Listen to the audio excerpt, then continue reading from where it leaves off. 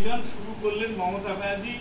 তৃণমূল নয়, তখন যুব কংগ্রেসের নেতৃত্বে, তখন তৃণমূল কংগ্রেস গঠন হয়নি, তিনি যুব কংগ্রেসের সভাপতি ছিলেন। যে সমস্যা তার নেতৃত্বে তৈরি হলো এই আন্দোলন এবং মহাকরণ অভিযান।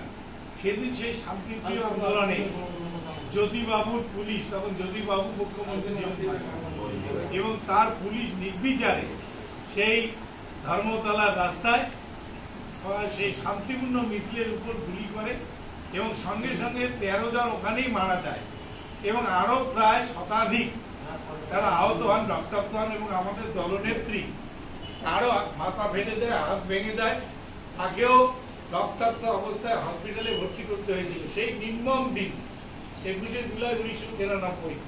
এবং পরবর্তীকালে এই আন্দোলনটা গোটা ভারতবর্ষ জুড়ে ছড়িয়ে পড়ে এবং সরকার শেষ পর্যন্ত বাধ্য হন যে সচিত্র পরিচয়পত্র তৈরি করা, এবং যার ফলে আমরা আজকে এই যে আইডেন্টি কার্ড, ভোটার কার্ডটা পেয়েছি, এটা 1993 সালে 21শে জুলাই আন্দোলনের জন্য।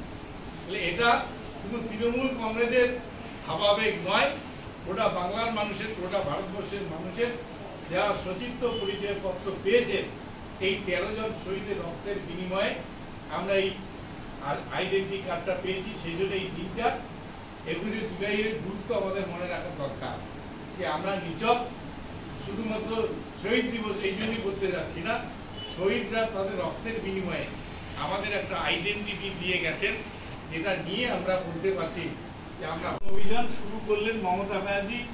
তৃণমূল নয়, তখন যুব কংগ্রেসের নেতৃত্বে, তখন তৃণমূল কংগ্রেস গঠন হয়নি, তিনি যুব কংগ্রেসের সভাপতি ছিলেন। যে সমস্যা তার নেতৃত্বে তৈরি হলো এই আন্দোলন এবং মহাকরণ অভিযান। সেদিন সেই শান্তিপ্রিয় আন্দোলনে জ্যোতিবাবুর পুলিশ, তখন জ্যোতিবাবু মুখ্যমন্ত্রী ছিলেন, এবং তার পুলিশ নির্বিচারে সেই ধর্মতলার রাস্তায় সেই শান্তিপূর্ণ মিছিলের উপর গুলি করে এবং সঙ্গে সঙ্গে 13 জন ওখানেই মারা যায় এবং আরো প্রায় শতাধিক তারা আহত হন, রক্তাক্ত হন। এবং আমাদের দলনেত্রী তারও মাথা ফেটে দেয়, হাত ভেঙে দেয়, তাকেও রক্তাক্ত অবস্থায় হসপিটালে ভর্তি করতে হয়েছিল। সেই নির্মম দিন 21শে জুলাই 1993।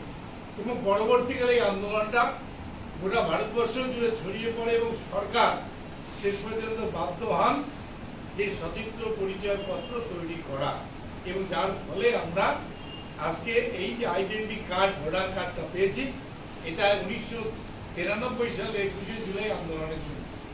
এটা শুধু তৃণমূল কংগ্রেসের ভাবাবেগ নয়, গোটা বাংলার মানুষের, গোটা ভারতবর্ষের মানুষের যারা সচিত্র পরিচয়পত্র পেয়েছে, এই 13 জন শহীদের রক্তের বিনিময়ে আমরা এই আইডেন্টি কার্ডটা পেয়েছি। সেই জন্য এই দিনটা 21শে জুলাইয়ের গুরুত্ব আমাদের মনে রাখা দরকার, যে আমরা নিছক শুধুমাত্র শহীদ দিবস এই জন্যই করতে যাচ্ছি না, শহীদরা তাদের রক্তের বিনিময়ে আমাদের একটা আইডেন্টিটি দিয়ে গেছেন, যেটা নিয়ে আমরা বলতে পারছি যে আমরা